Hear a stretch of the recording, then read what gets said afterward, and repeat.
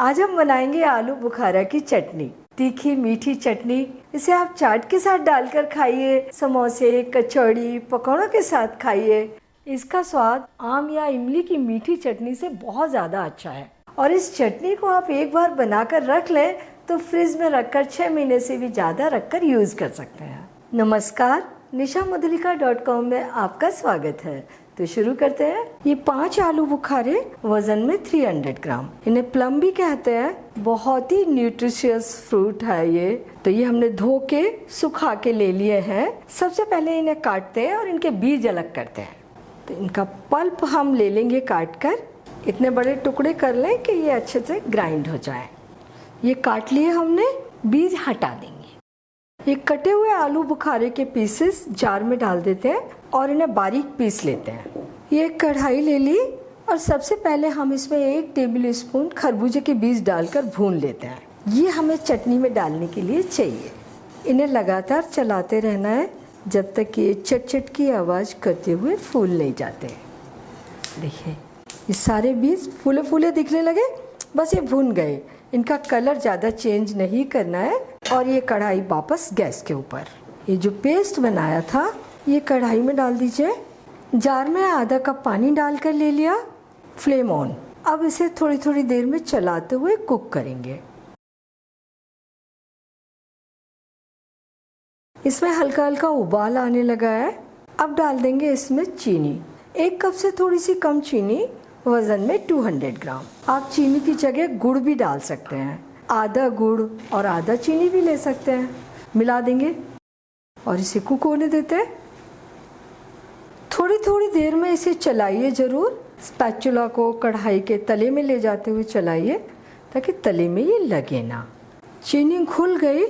अब इसमें डालते हैं कुछ मसाले। 1 छोटी चम्मच भुना जीरा पाउडर, आधा छोटी चम्मच सादा नमक और 1 छोटी चम्मच काला नमक, 1 छोटी चम्मच लाल मिर्च पाउडर, 1/4 छोटी चम्मच गरम मसाला। बस इतने ही मसाले डालने हैं। अब इसे गाढ़ा होने तक कुक करना है। थोड़ी थोड़ी देर में चलाते रहना है। ये 1 टेबल स्पून किशमिश ये भी अभी डाल देते हैं तो इसके साथ में ये कुक होते होते अच्छी सी फूल जाएगी। ये 4 हरी इलायची और 2 बड़ी इलायची, इनको छील लेते हैं।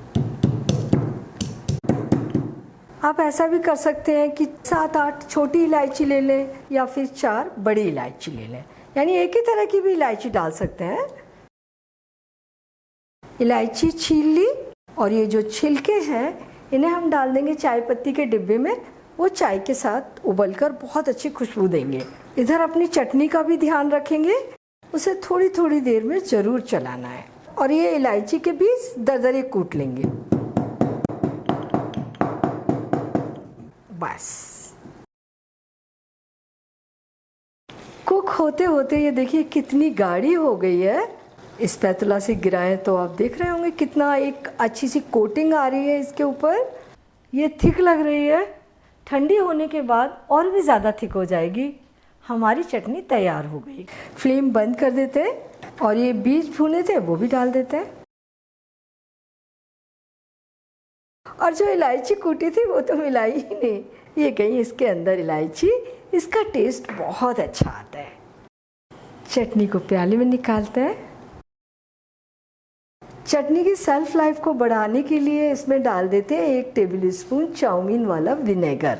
आप चाहे तो कोई भी नेचुरल विनेगर भी इसमें डाल सकते हैं या विनेगर के बिना भी इसे रख सकते हैं। लेकिन विनेगर डालने से इसकी सेल्फ लाइफ तो बढ़ती ही है, इसका टेस्ट भी एनहांस हो जाता है। आलू बुखारा की तीखी मीठी बहुत ही टेस्टी चटनी बनकर तैयार है। और इसकी थिकनेस देखिए, इतनी थिकनेस होनी चाहिए चटनी की, क्योंकि इसे हमें लंबे समय तक रखना है।